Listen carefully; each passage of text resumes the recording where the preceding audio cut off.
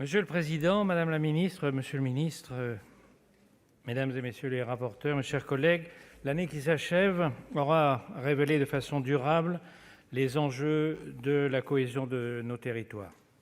Nous les évoquions depuis longtemps, la pandémie de la Covid-19 les a exacerbés. La violence de la crise nous a obligés à plusieurs reprises au cours de l'année 2020, par des projets de loi de finances rectificatifs successifs, à venir consolider certaines politiques et certains programmes qui concernent justement cette mission cohésion des territoires. Je pense bien sûr aux politiques à l'encontre des plus vulnérables, qui sont durement touchés par les conséquences sanitaires et économiques de la crise. Je tiens à saluer les efforts que le Gouvernement a déployés ces derniers mois, particulièrement en matière d'hébergement d'urgence.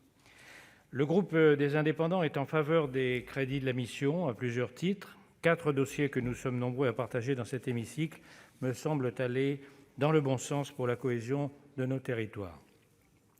Le premier est celui de la politique de la ville, qui permet des programmes de rénovation dans tant de communes, qui permet d'améliorer le bien-être de familles entières, de répondre aux difficultés des populations jeunes et souvent pauvres, de faire revivre des quartiers entiers.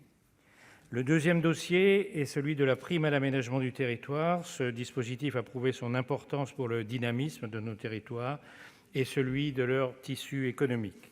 Sa prorogation est souhaitable.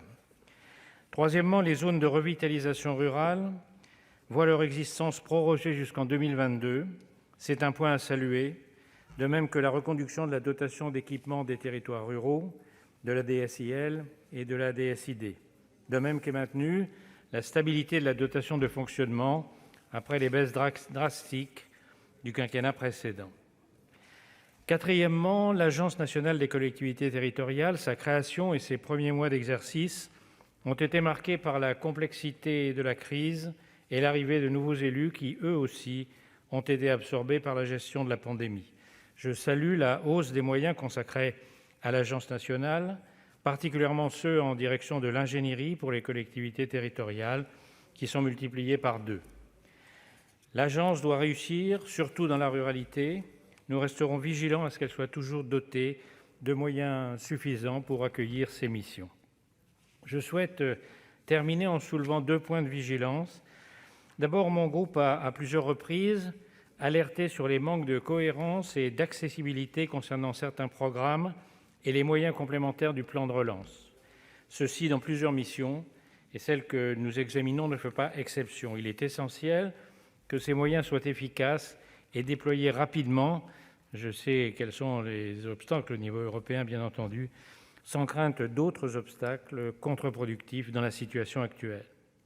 C'est particulièrement le cas pour le programme 112 de cette mission, comme l'a souligné la Commission.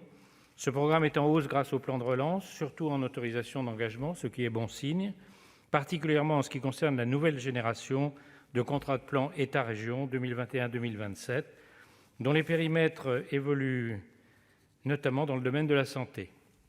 L'an dernier, nous avions émis des préoccupations quant à son financement. Aujourd'hui, je veux rappeler le caractère essentiel des CPER quant aux projets prioritaires des collectivités territoriales. Enfin, au cours de la dernière campagne sénatoriale, j'ai rencontré, comme chacun d'entre nous, beaucoup de maires. À chaque rendez-vous, nous avons évoqué l'accès au numérique. C'est l'un des sujets fondamentaux sur le terrain. La fracture numérique entre les territoires est immense. Les zones blanches sont encore, comme le très faible débit, monnaie courante. On parle beaucoup de la 5G. Il faut aussi rappeler que certains territoires n'ont tout simplement pas accès au réseau. C'est une source d'inégalité profonde.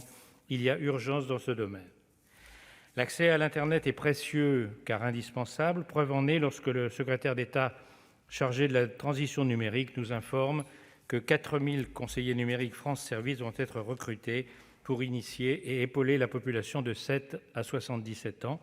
Je pense à nos jeunes, dont l'éducation continue à se faire en partie grâce à l'accès au numérique. Il en va de même pour nos commerces, dont la numérisation s'est accélérée. Les crédits qui sont alloués au plan France Très Haut Débit semblent emprunter un chemin satisfaisant. Nous devons accélérer collectivement cette transition.